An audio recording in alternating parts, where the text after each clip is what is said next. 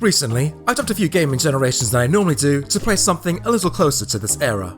And so far, I've been having a blast mowing down brain-dead metal tin cans in the simple yet downright enjoyable Terminator Resitance. Well, what does one do when taking a break from saving humanity from the clutches of annihilation? Commander, Besides that. And, that too. The real answer, of course, is go on a game show. Name one thing guys want to see more than anything in the whole wide world.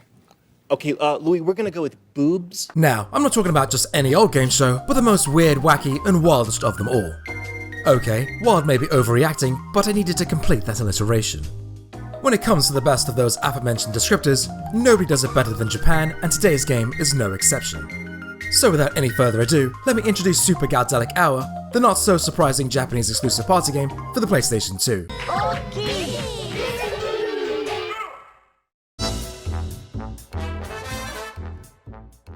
Super Galdelic Hour is what happens when you take a Mario Party game, mix in some bucks and beauties, time travel back to the 70s, and do a ton of LSD. The game begins with your fashionable host transforming some lifeless child toys into sexy female contestants. While this may appear to be your simple character selection, it's really a hidden psychological minigame I like to call What's Your Preference. It's here where you can sit back and watch your fellow friends select characters that represent their true internal desires. But now that I stupidly pointed that out to you, you're all free to judge me at this time. Show me boobs! Femme fatale in hand, the game consists of two main modes. Firstly, there's Versus mode, where you and a fellow unabashed human player duke it out in a small array of minigames. For the more conscientious player, there's Shame mode, where you can opt to compete against a non-disparaging computer opponent. However, true Galdelicers out there will opt for the game's main campaign mode, where they can play episodes to earn extra minigames.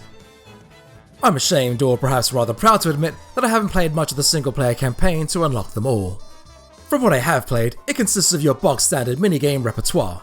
There's sexy whack-a-mole, sexy jump rope, sexy boxing, sexy spelling, and everyone's favourite Olympic sport, hip sumo wrestling. The minigames themselves aren't anything to write home about, and obviously serve as a mere backdrop to all the eye candy on screen. They pretty much amount to quick button presses and mashing, memorization, and the sheer vomit-inducing go-go rolling, which simulates those god-awful teacup or tilt-a-whirl rides I used to be able to stomach as a child. Despite the game being a Japanese exclusive, there's plenty of English text in the menus, and the minigames themselves aren't complicated enough that you'll be stuck trying to understand the Japanese instructional splash screens. Admittedly, that can be said about all but the hip sumo one. I seriously have no idea how this one works, and winning matches all came down to dumb luck. Crushing your opponent in all the events allows you to further humiliate them by launching them out of the somewhat ominous sounding Lucky Cannon. It is here where you can take aim and blast them out of the stratosphere in an attempt to hit other planets in the galaxy.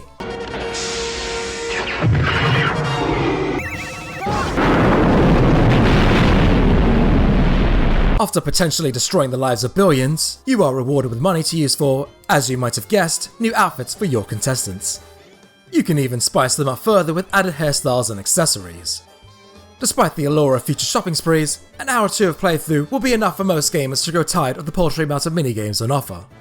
Given the lack of their variety and personality, cracks in interest start to appear once the bizarre nature starts to fade, and I'm sorry to say that playing dress up isn't an enticing reason to keep on slogging.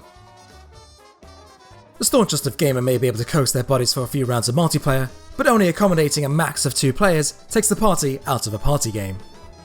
Your inevitable demise will be the sudden realization that you're playing this game solo to capture footage for a YouTube review video, and believe me, that's a scary place to be. Now if you'll excuse me, it's time to get back to saving humanity. and I'm lucky to have you. I hoped you'd say that. Hey, thank you for watching, and absolutely leave me a comment below with your thoughts. If you enjoyed the video, consider dropping a like, checking out the rest of my channel, and subscribing for more. Thanks again, and take care.